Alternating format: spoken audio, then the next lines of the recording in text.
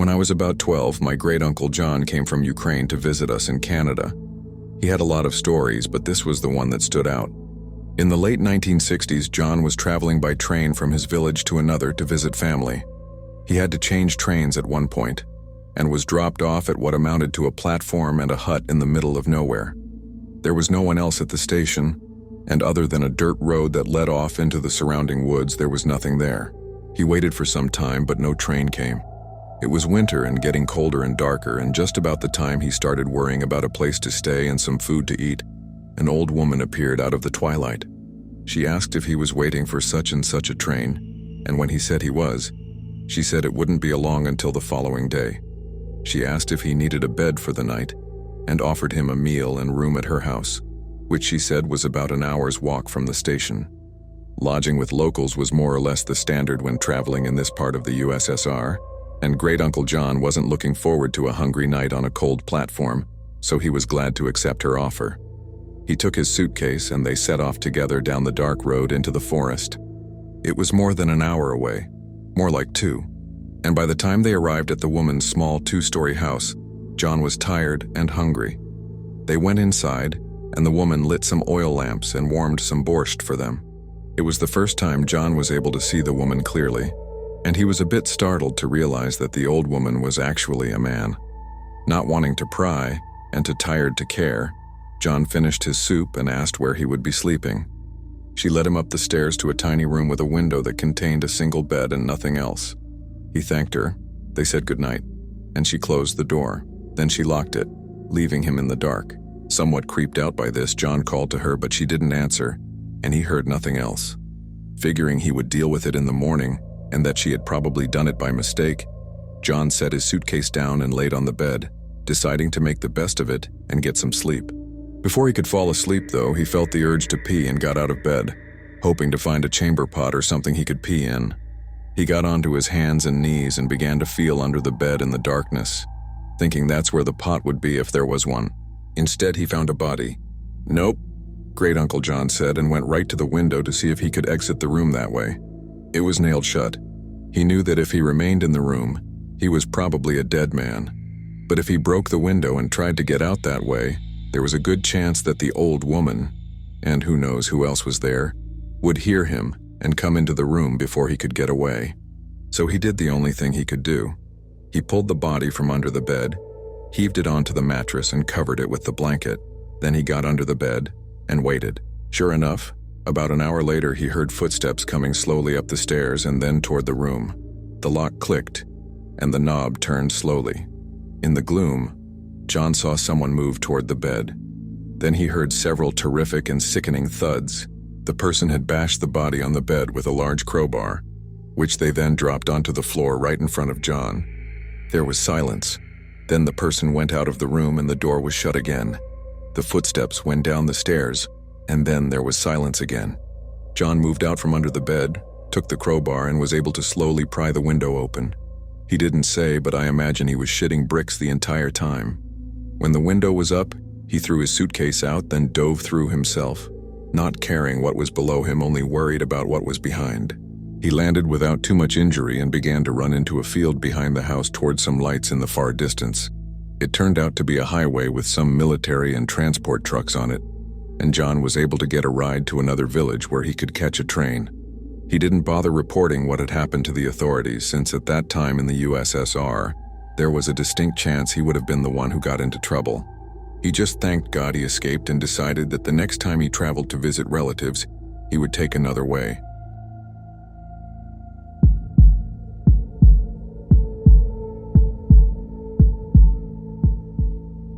Last year, my fiancé and my mom passed away, one right after the other. After they died, I obviously fell into a deep depression. Though I thought I was pulling off the whole "I'm fine" thing, my friends could clearly see through it. A close friend almost demanded I move in with her and get out of the apartment I shared with my fiancé for 10 years. She wanted me to start fresh, and while I didn't think I was ready to move on, the idea of not living alone was appealing. Plus, her apartment is in a much nicer neighborhood than the one I was currently living in, so I agreed. Living with her has been fantastic. Our schedules are opposite, me on days, her on nights, so we both get alone time, but we also have at least one day a week off together so we can hang out. Moving has also allowed me to be able to walk to work as it's so close. I thought that would be a godsend until my 10-minute walk caused a 2-month-long nightmare. I decided to sit in the park that's between my apartment and my job one evening after work. As I'm sitting there, a man approached me. I saw his face first. He was almost handsome, if not a little rough-looking. Even though I live in an urban area with a high homeless population, it didn't occur to me this man was anything but a mildly handsome 40-something guy. So I smiled and looked back down at my phone, expecting him to walk on by me. Nope.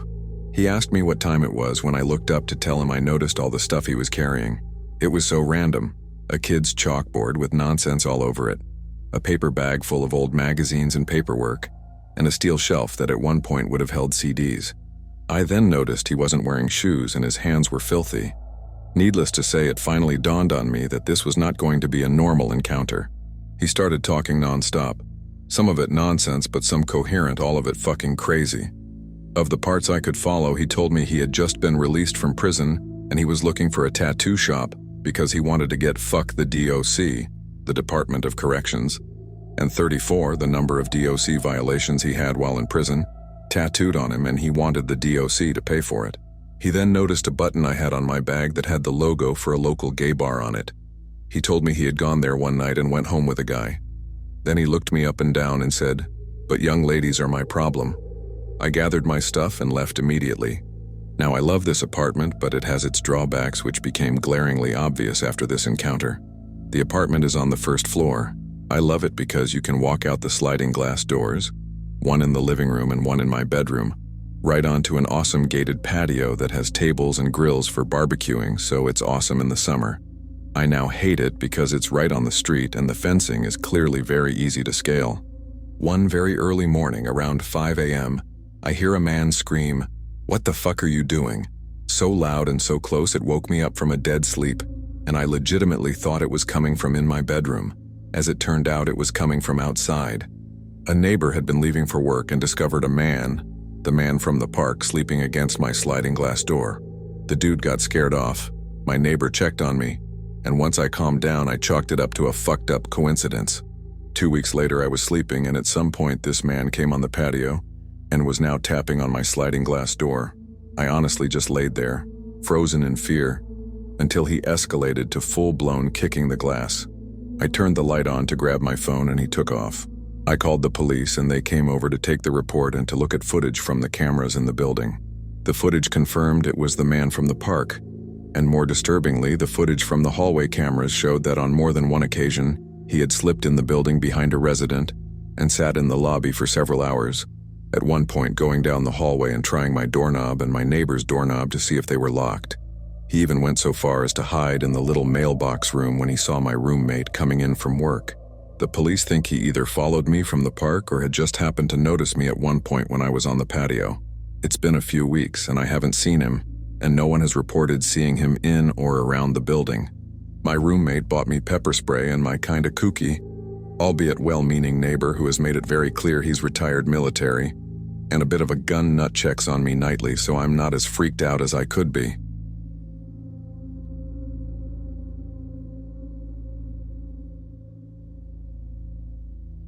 That time I accidentally dated a sociopath. It has taken me many years to tell this story out of both fear and embarrassment. I share this today as more than simply therapy for myself, but as a warning to all people. Be careful who you meet on social media. In 2018, my ex-husband and I were at the end of a very tumultuous marriage. He and I had been polyamorous for about 3 years before I met this guy. His name was Jez. I met Jez on OkCupid. I was 28 and he was 42. We hit it off very quickly. After a few weeks of talking, I agreed to meet up with him at a restaurant close to my house. We sat and talked for a few hours before I invited him over to meet my husband. Things went very well and they seemed to get along, so Jez and I started dating. This guy completely swept me off my feet. Jer was sweet and caring. He enthusiastically listened to every little thing on my mind, engaged and validated me. Over and over again, he absolutely revered me for my strength and wisdom. He practically worshipped me for all that I was and all I was becoming. He showered me with gifts, flowers, and random good deeds just to make me feel safe, wanted, and cared for. I had never been in a relationship that felt quite like that. It was wonderful. It was as though we had been looking for each other for years. After the first few weeks, he had a meltdown over my polyamorous nature. He pulled the plug because he said he was already falling for me and couldn't handle sharing me. I stood my ground and accepted this boundary, and the fact that I would have to let him go. I left that night sad but confident that I had done the right thing for the both of us. That next week, he sent me flowers and a card to my workplace, begging for another chance and reassuring me that he would rather try than not, and end up regretting it. Even though it was scary, he wanted to take this journey with me. We continued dating, and it was just as wonderful.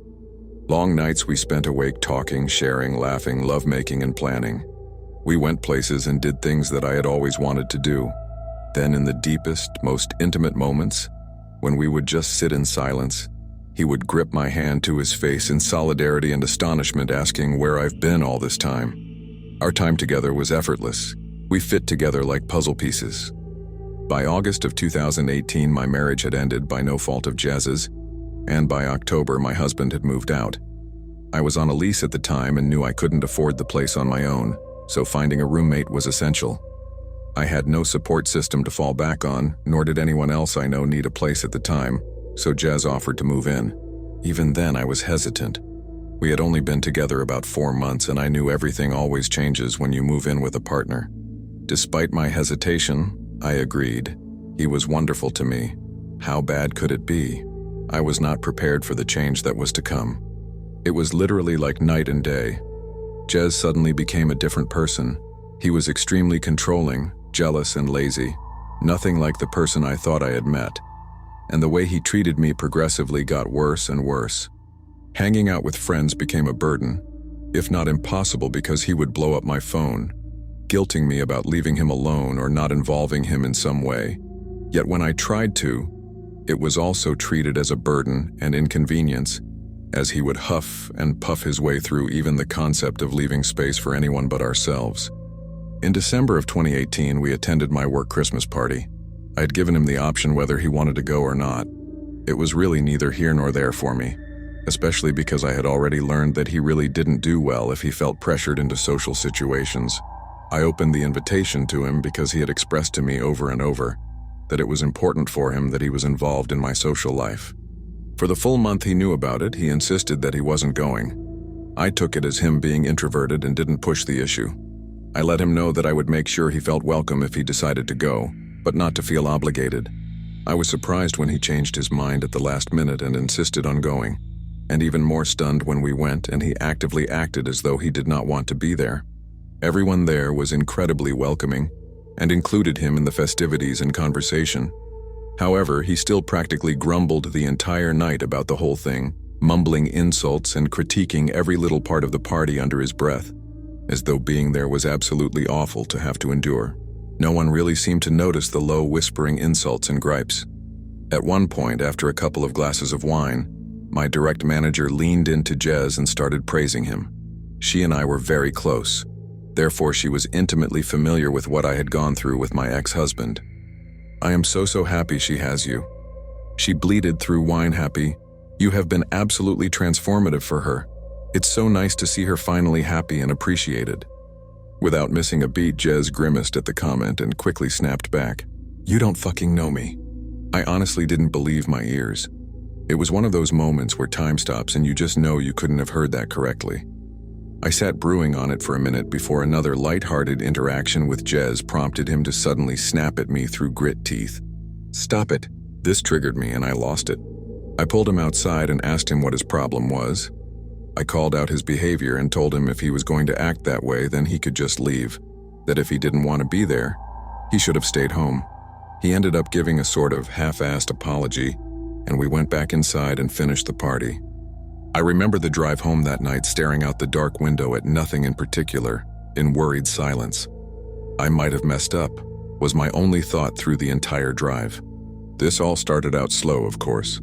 Like waving me away or invalidating my experiences and ideas due to my age, that I was just dramatizing my experiences because I was young, etc. The man who, not 6 months prior, had validated me, my trauma, and experiences to the ends of the earth. Now every time I started a story or tried to share anything, even trying to plan out meals for the week, He would openly show annoyance as though I was violating his time and attention. Before I knew it, he was snapping at me over every little thing. If I asked how his day was or talked about my day, I would aggressively shut it down. "Why do you always ask me that? I don't want to talk shop at home. I really don't care about your work, it's work." Before I knew it, I couldn't even bring him a plate of breakfast without being snapped at. It was as though he was testing me. When Jez and I first started dating, he flat out refused to talk about most all of his exes. He refused to name them or discuss any of the issues or lessons learned. They didn't matter, he would claim. They weren't in his life for a reason. It was the same reasoning he also used in reference to my more recent exes talking about them, including my now ex-husband, may as well have become off limits. Anytime I brought up either of our exes, he would become incredibly agitated, belittling, and just overall very aggressive. I took this as both an age gap issue, as I have a tendency to dwell, as well as insecurity, and a threat to the life he was trying to build. However, after he moved in and this hot-button topic had been established several times, he would bring up his exes and how they looked, telling me on more than one occasion he would have never dated me back in the day, and that I was lucky he lowered his standards. I didn't even really know what to say to this. I would laugh it off and shove it in my back pocket. He then started bringing up my looks and accusing me of catfishing him. I had stopped taking care of myself due to the isolation and had also put on some weight, so most of my clothes that I had once felt great in no longer fit. And since Jez had also been dishonest with me about his financial position, he was always needing extra money here and there, leaving me broke almost all of the time. A horrible tragedy happened that following summer. While Jez and I were together, I received notice that a good friend I went to art school with shot himself in the head while tripping on LSD. Our whole class was devastated. He was, without contest, the best photographer of our class and one of the most kind-hearted individuals I have ever had the pleasure of knowing. Also, as someone who is very familiar with LSD, I was rocked. Jez, however, was far from supportive. He pretty much immediately shrugged it off. That's life. I guess that's what he gets for fucking around with LSD. I was baffled at such an unsympathetic response, and even more later, when Jez started to interrogate me about my relationship with this guy, asking when the last time it was that I had even talked to this friend. "You don't even know this guy anymore, who cares?" I broke up with him the first time after he called me at work raging. I was busy, so I wasn't able to answer right away, but once I was finally able to answer, I was met with intense anger. It was storming, and one of my dogs was having an anxiety attack due to storm and separation anxiety. This wasn't the first time, and he was well aware of what she needed in those moments. "Why the fuck aren't you answering my calls? You answer when I call you, I don't care where you are." He went on for a few minutes, calling me a shitty girlfriend and laying into me over my sudden distance and lack of communication while I was at work. At this point, I was done, and I lost it. I tore into him over everything, especially causing problems for me at work. That being in my life is a privilege, and if he's going to wake up every day acting like he hates me, then I don't know what on earth he's even doing with me. I told him that I expected him to get his things and leave. He was always threatening to go back to his old roommates where there was still a room. I didn't want him there when I got home, and we could coordinate times for him to come and get the rest. He flat refused, suddenly victimizing himself, claiming he had nowhere to go. "How dare you make me fall in love with you? How dare you take me to meet your father and then dump me?" My manager and her husband ended up following me home that evening because she was concerned for my safety and had offered to let me stay with her for a few days. I will never forget the scene I walked into. Like Theon Greyjoy begging for his life, my boss stood next to me watching as this 42-year-old man crawled on his knees before me, begging for mercy and communication. At one point, wrapping his arms around my legs, crying into them. "I can't believe this is happening. She's the love of my life, you know that?" he cried to my boss. I couldn't believe what I was witnessing. This was the antithesis of the heartless person I had been spending my days with. I shook him off and went to the back of the house, gathering enough of my things to get me through the next few days, as well as any and all valuables I could think of. It took a few days, but after about a week, Jez started blowing up my phone. Apology after apology. Suddenly, he was the man I met again, full of humility and self-awareness. He acknowledged the awful way he had treated me and sent me walls and walls of well-thought-out messages, psychoanalyzing his own behavior, where it comes from, and the ways he knows it needs to change. I took him back. Like a dumb, desperate girl, I took him back. It wasn't long into the second round that he started to guilt me over the breakup. My panic had damaged his relationship with the people in my life, and he made sure that I knew it was my responsibility to fix it. It wasn't long after this that my car ended up breaking down at a gas station close to home. There was a very nice couple in the vehicle next to me that came to my rescue and checked things out under my hood. The gentleman turned out to be a mechanic for a living, so he had a pretty good theory about what could potentially be going on. By this time, I had already attempted to contact Jez to let him know what was going on and where I was. It wasn't long till he got off work, so he told me to sit tight and he would be there shortly. Meanwhile, this sweet couple stayed put and kept me company while I waited. Jez barreled in about 15 minutes later, completely ignoring the couple that had helped me. Touching base, the gentleman handed me a slip of paper with a name and phone number on it, reviewing what he thought was going on with my car. Before Jez butted in, cutting him off, "I said she's fine," he snapped. I could see the woman out of the corner of my eye slink away at this comment and get into the passenger seat of their car. I could feel the sudden tension, like maybe she's been here before. The gentleman didn't move and shifted his attention to me as Jez walked into the store. I could see he was clearly concerned. "Are you okay?" he asked in a low, almost whisper. "You don't have to answer that, but if you need anything." He looked down at the number in my hand and nodded to it, seriously. With that, he got into the driver's seat of his car and drove away. I've thought about that couple countless times since that night. Everything went right back to the way it was before, as though the initial breakup never even happened. The same eggshells, the same belittling. If anything, it was worse because I had permanently damaged our relationship. If I had just not been so dramatic, if I didn't run away from everything, then maybe he wouldn't have to work so hard for respect in my life. One night we got into an argument. I don't even remember what it was about, but I had to be up early for work the next morning, so I paused the argument in order to get some sleep. When I went to lay down, I heard the TV turn on. I have a soundbar, so the volume can get pretty loud.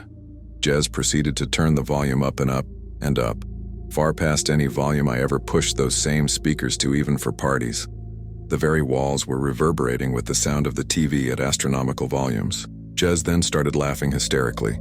It was a laughter manic with anger, as though something might be funny on TV, but he might also jump through a window right now. I remember laying in bed absolutely horrified at what was happening. I knew things had gotten bad, but now I was scared. I got out of bed and asked him to turn it down, to which he responded, scoffing, "I'll watch TV if I fucking want to," and turned it up even louder. I felt like I was in a horror movie.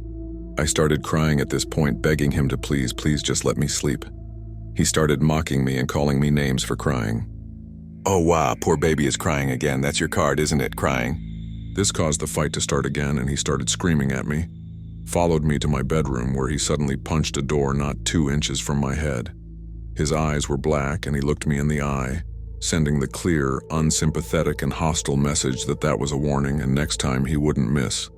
My whole system had shut down at this point, and I sunk to the floor in a panic attack. My ex-husband had issues with violence. Jez knew that. All our rentals prior to that one had holes in walls and doors peppered throughout our unit due to my ex-husband's inability to handle his emotions. But he never hit me or even came close to it. I crumpled to the ground, feeling powerless, trapped, and afraid. As my thoughts continued to race, he continued to berate and mock my panicked state. Most of our argument from that night was a blur, but ended abruptly once he threatened to put my social security number on the dark web. At this point, all that was left in me was to fight. I blacked out and went ballistic, screaming at him to get out. I felt rabid and dangerous as I screamed like a banshee for him to leave my home. It was over, and I was ending it that second. I contacted my landlord and explained what had been going on. Jez would also end up contacting her, weaving his own tale that I was moving out, and tried to have the lease transferred into his name.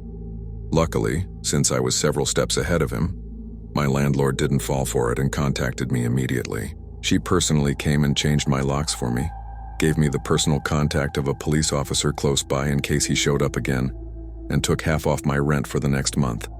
I am forever grateful to her for these simple acts of kindness that were above and beyond anything I would ever expect from a landlord. It took weeks for him to stop messaging me. The only reason I didn't block him was out of fear that he would show up at my house. Though I had contacts for protection, I knew I would rather get a daily apology video than have to deal with him on my doorstep. So they persisted. For a while. The same act from before. The love bombing, the promises, grasping at straws trying to find the weak spot where I would let him back in. But I ignored it. It continued for weeks before he finally gave up. He bowed out gracefully, stating boldly that he will always love me. I left him on red. The illusion was destroyed.